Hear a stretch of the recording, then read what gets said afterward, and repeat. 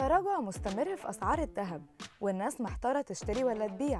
الإجابة بيحددها 3 عوامل، وده تأثير إنشاء أول صندوق للاستثمار في الذهب على أسعار المعدن الأصفر جوه مصر.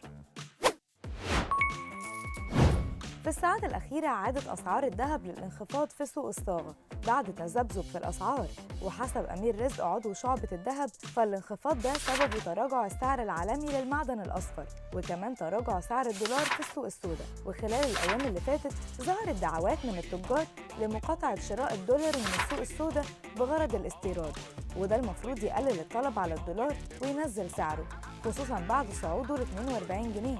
وفعلاً أسعار الدولار في السوق نزلت ل 37 جنيه حسب بلومبرج الشرق. لكن السؤال دلوقتي، هل أسعار الذهب مستمرة في التراجع؟ في البداية لازم تعرف إن أسعار الذهب جوه مصر بتتحدد حسب 3 حاجات: السعر العالمي للمعدن الأصفر، وسعر الجنيه أمام الدولار، وكمان حجم العرض والطلب.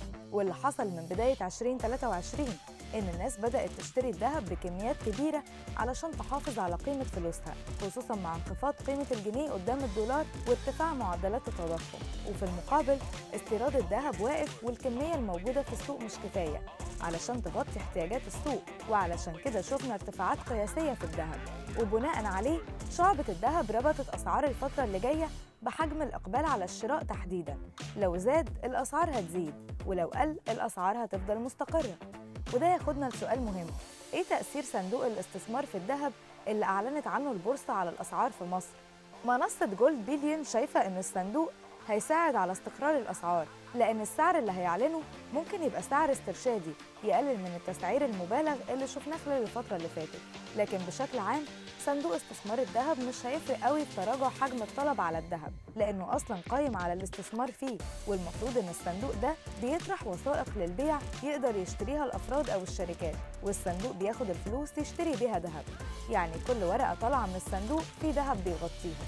ولغاية دلوقتي قيمة الوثيقة 10 جنيه، والحد الأدنى للشراء 100 وثيقة، يعني بنتكلم في إجمالي 1000 جنيه.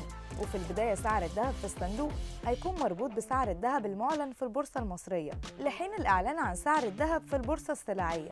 والميزة اللي فيه إن مفيش رسوم على عملية شراء الوثيقة، وهتقدر تشتري الذهب من غير ما تدفع مصنعية. بس خد بالك، في رسوم على عملية البيع ومصاريف إدارية. وأهم ميزة فيه إنه بيسمح ليك بالاستثمار في الذهب حتى لو معاك مبلغ قليل ما تقدرش تشتري بيه من الصاغة ذهب مادي إنك تمسكه في إيدك. وكمان بيوفر عليك تخزين الذهب، لأن حسب قانون الصندوق شركة إيجي كاش التابعة للبنك المركزي هي اللي هتبقى مسؤولة عن تخزينه في أماكن آمنة. وكمان هتقدر تسترد أرباحك في شكل فلوس، ولو عايزها في شكل ذهب يبقى لازم قيمة الوثائق اللي معاك تغطي سعر ال 50 جرام ذهب على الأقل. انتوا بقى ايه رأيكم في سعر الذهب دلوقتي؟ هل هيستمر في الهبوط ولا هيزيد تاني؟